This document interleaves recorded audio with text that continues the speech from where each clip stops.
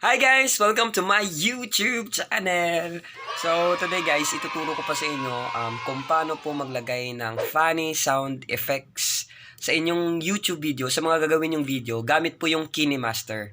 Tsaka kung ano pong app na dapat i-download para sa pagka-cut ng mga funny sound effects na pwede ilagay sa inyong mga funny video na i-upload sa YouTube.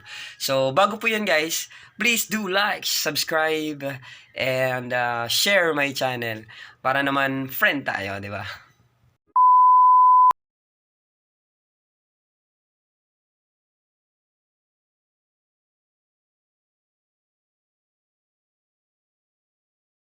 So guys, sisimulan po natin guys kung ano pong website na dapat po pagkukunan natin ng mga funny sound effects mula sa YouTube. So ituturuan ko po kayo guys kung anong site. So punta lang po kayo sa browser nyo guys. Yan, i-search lang natin yung www.mp3juices.com. So ito guys. Yan. So MP3 Juices guys, ayan.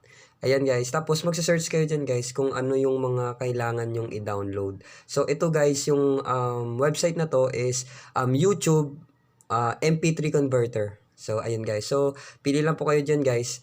Ngayong video na to guys, may na-download na din ako galing dito sa site na to. So tuturo ko na sa inyo kung ano namang app ang dapat nating gamitin, no, para mag-cut ng mga funny effects or sound effects na pwede ilagay sa video natin.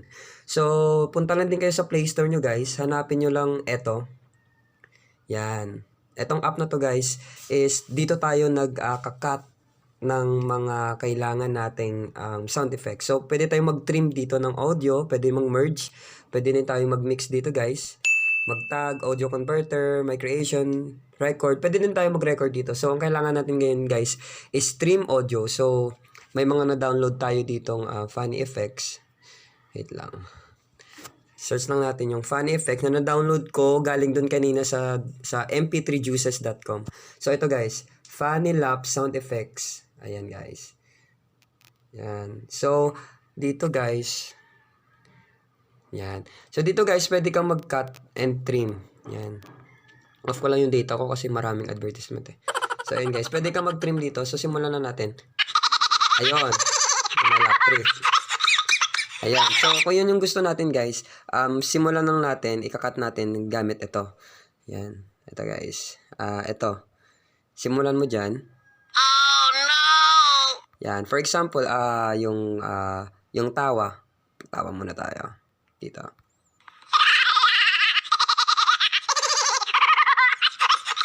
So, ayan guys. So, pwede natin i-zoom in kung gusto natin i-cut yun. Masu-zoom in tayo. Ayan. Pwede mo siyang i-zoom in. Tapos guys. Ayan guys. So, magkakat tayo doon. Ikakat lang natin yan. Iti-trim natin. Tapos, ibabalik natin kung saan tayo nagsimula. Press mo lang yung unahan. Yan. Tapos, yan. So, pag na-trim mo na guys, or kung alam mo na yung exact mo na sound effect na gagamitin, for example, ito yung tawa na to, is pwede mo siya i-trim. So, gamit lang yan, i-trim mo siya sa taas. Ito, press mo lang yung trim sa taas. Yan. Tapos, lagyan mo lang siya ng title.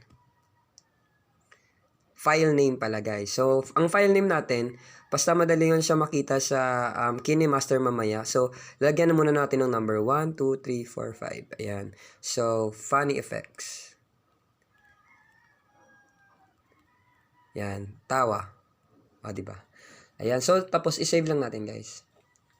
Tapos guys, pag na-save natin, pwede natin pakinggan. Ayan. Ayan. So, ayan guys, yung pag na-trim mo na yung gusto mong sound effects or kahit anong sound effect naman ang gusto mo, galing dun sa MP3 Juice, tapos nilipat mo dito sa MP3 editor, tapos na-trim mo na, punta ka na sa KineMaster. So, limbawa, punta na tayo sa KineMaster, no? Ito, punta na tayo sa KineMaster.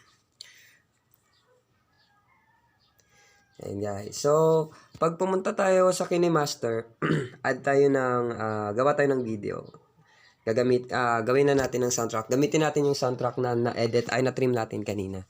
So, gagawa tayo ng video guys. So, ngayon, eto. So, halimbawa, yung intro ko kanina, lagyan natin ng sound effects. Ito. Ayan. So, pick. Tapos guys, ganun siya. Hi guys! Welcome to my YouTube channel! So, ayan. Halimbawa, lagyan natin nun yung effects. So, pag nailagyan mo ng audio, press mo lang yung audio guys. Makikita mo doon yung, ito, yon yung na-entitled natin kanina na kinat natin sa MP3 editor. So, ito siya kanina, yung tawa. So, pwede mo siya i-play bago mo siya i-add. Ayun. Ayun guys. So, pwede mo siya i-add dito. Okay? So, pag na-add mo na siya guys, pakinggan mo siya. Hi guys! Welcome to my YouTube channel! So, today guys, ito Ayun. sa inyo kung paano po maglagay. So, ngayon guys, pwede mo siyang palakasan. Yan. Press mo lang yun. Pag nagdilaw na siya, pwede mo ditong lakasan gamit dito. Ito guys. Yan. Click mo lang yan. Tapos, pwede mo siyang palakasan. Ayun. So, backtrack na ulit. Press natin dito.